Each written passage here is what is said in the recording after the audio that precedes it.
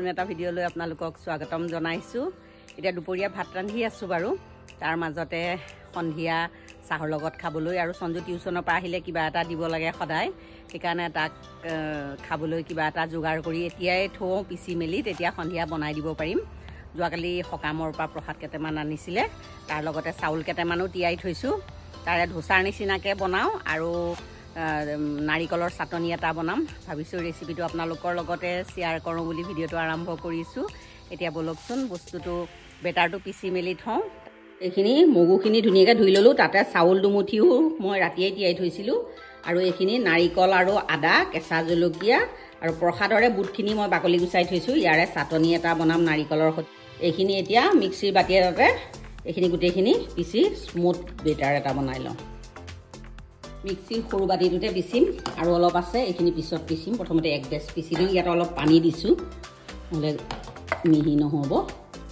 এইখিনি পিচি আনিলোঁ। বেটাৰটো এয়া একদম মিহি হৈছে আৰু অলপ পনীয়া হৈছে। সেইকাৰণে মই কি কৰিলোঁ, থকা চাউল আৰু মগুখিনি ইয়াতে দি আকৌ পিচি ল'ম। আকৌ ঢাকনাখন মাৰি দিওঁ। গোটেইখিনি পিচা হৈ গ'ল মোৰ। এতিয়া দেখিছেনে, এয়া স্মুথ বেটাৰ এটা হৈছে। বাউল এটাত এইখিনি গোটেইখিনি উলিয়াই দিছোঁ। এতিয়া বেটাৰখিনিতে 2 চামুচ, এয়া ডাঙৰ চামুচৰ 2 চামুচ বেচন দিছোঁ। ডাঙৰ চামুচৰ 2 চামুচ চুজি দিছোঁ। এইখিনি পূৰা মিক্স কৰি দিম। বেটাৰটোৰ লগত চুজি আৰু বেচনটো পূৰা মিক্স হৈ গ'ল। আৰু এতিয়া এইটো জোখতে আছে, কিন্তু বনাবৰ সময়ত মই দৰকাৰ পৰিলে পানী দি ল'ম। আৰু এতিয়া ঢাকনাখন মাৰি কমেও 5-6 ঘণ্টাৰ কাৰণে এইটো থৈ দিম। নাৰিকলৰ চাটনি বনাবলৈ প্ৰথমতে কেৰাহীত এচামুচ তেল দিলোঁ। তাতে বুটকেইটা খৰখৰীয়াকৈ ভাজি লওঁ। 2 মিনিটমান মিডিয়াম ফ্লেমত এইখিনি ভাজি ল'লোঁ। তাৰপিছত নাৰিকল আৰু আদাখিনি দি সেইখিনি 1 মিনিটমান ধুনীয়াকৈ ফ্ৰাই কৰি ল'লোঁ। এইখিনি ঠাণ্ডা কৰি মিক্সিৰ বাতি এটাতে পিচি ল'ম। আৰু ইয়াত অকণমান তেতেলী দিলোঁ আৰু মান ধনিয়াৰ পাত আৰু কেঁচা জলকীয়া দিছোঁ আৰু জোখ অনুযায়ী নিমখ দি অকণমান পানী দি এইখিনি নাৰিকল চাটনিখিনি পিচি ল'লোঁ। আৰু এতিয়া এইখিনি বাউল এটাতে উলিয়াই ল'ম। আৰু ইফালে গেছত তৰকা পেন এখন বহাই দিছোঁ। তাত 2 চামুচ মিঠাতেল দিলোঁ আৰু সৰিয়হ দিলোঁ, নৰসিংহ পাত, শুকান জলকীয়া দিলোঁ আৰু অকণমান হিং দিলোঁ। দি পেলাই চাটনিখিনিতে এইখিনি দি দিলে এইটো চাটনি খাই বহুত ভাল লাগে। আপোনালোকেও ট্ৰাই কৰি চাবচোন। ৰাতিপুৱা সঞ্জু স্কুল যাওঁতেই ভেজ পোলাও অকণ বনাই খুৱাই পঠিয়াইছিলোঁ। তাৰে পোলাও আছে, তালৈ এগ কৰি অকণ বনাই থওঁ। এতিয়া 3টা এগ এয়া ভাজি ফ্ৰাই কৰি লৈছোঁ। আৰু বাবাকলৈ আৰু মোলৈ মাছৰ ঔটেঙা দি টেঙা অকণমান বনাইছোঁ আৰু কাচকল ভাজিছোঁ, বেছি বনোৱা নাই। এতিয়া এগ কৰিটো বনাওঁ। এগকণ ভজা হৈ গ'ল।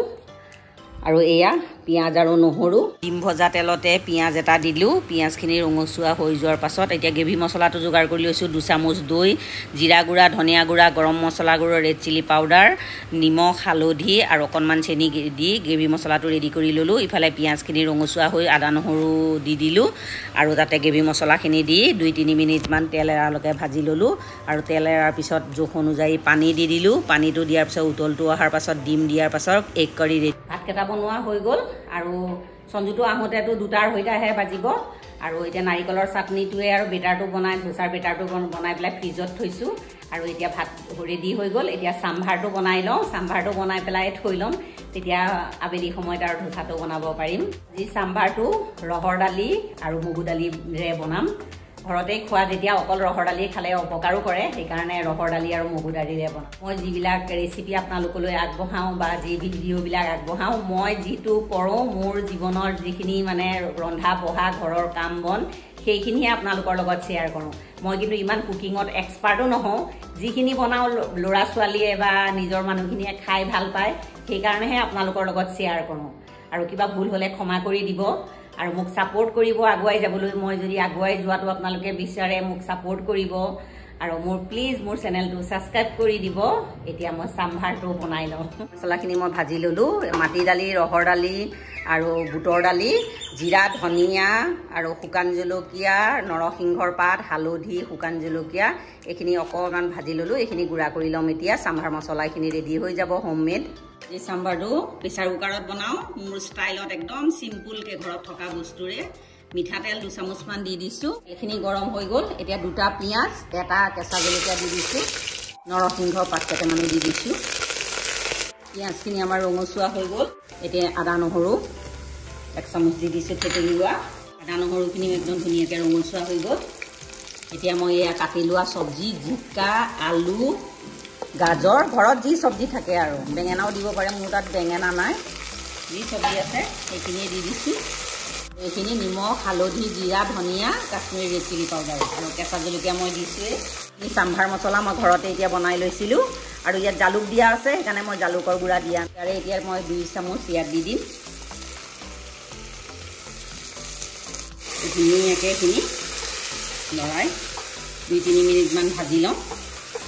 চব্জিখিনি মই 5 মিনিটমান ভাজি ল'লোঁ। একে ধুনীয়াকৈ ভাজ খাই গৈছে। ইয়াত দেখিছেনে চব্জি ধুনীয়াকৈ ভাজ খাই গ'ল। এতিয়া মই ইয়াত ৰহৰ দালি আৰু 1 মুঠি মগু দালি দিছোঁ। ৰহৰ দালি 1 কাপৰ লগত এইখিনি গোটেইখিনি ধুই থৈছিলোঁ, এইখিনি দি দিছোঁ। চব্জিৰ লগত মিক্স কৰি দিম। চব্জিখিনিৰ লগত দালিখিনি ধুনীয়াকৈ ভাজ খাই গ'ল। এতিয়া মই পানী দিম ইয়াত।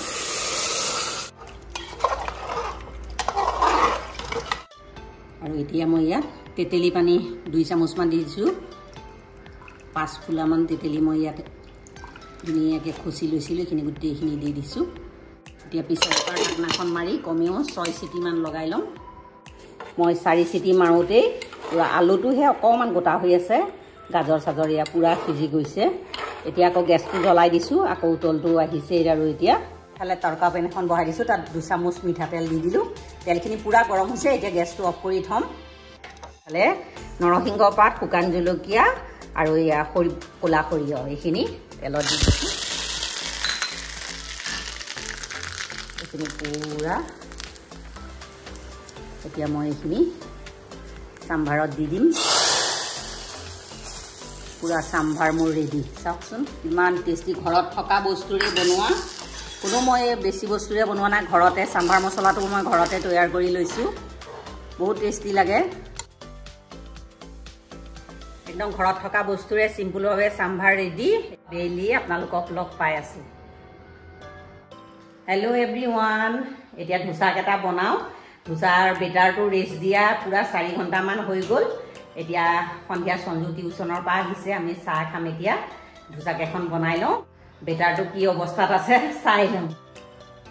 বেটাৰটো এয়া পূৰা ডাঠ হৈ গৈছে আৰু চুজিটো ফুলি। ইয়াত মই আৰু কেইটামান বস্তু মিলাম। এয়া দৈ লৈছোঁ ডাঙৰ চামুচৰ 2 চামুচ, নিমখ দিছোঁ আধা চামুচ, সৰু চামুচৰ 1 চামুচ চেনি দিছোঁ, চ'ডা দিছোঁ, এইটো বেকিং চ'ডা, বেকিং পাউডাৰ নহয়, ইয়াত দি দিছোঁ। এতিয়া পানী কেইচামুচমান দিম। এতিয়া এইখিনি বেটাৰটো মিক্স কৰি দিওঁ। পানী দিব লাগিব, বেটাৰটো অলপ পনীয়া হ'ব লাগিব।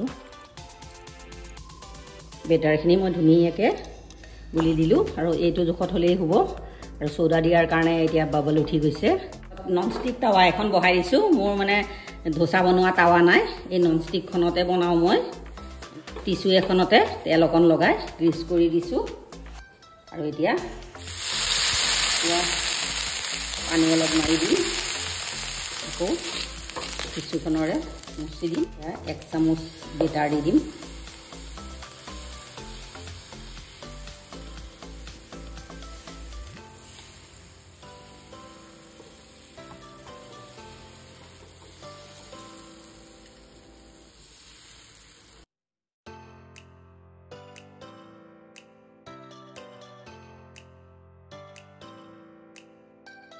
ধোচাখন ধুনীয়াকৈ ৰঙা হৈ গৈছে। মই লাহেকৈ এইখন খালি মোৰ ধোচাখন অকণমান ডাঠ হ'ল। চাওক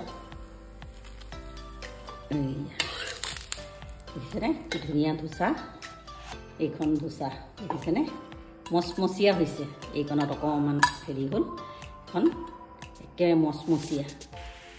এয়া আৰু এইখন বনাই লওঁ।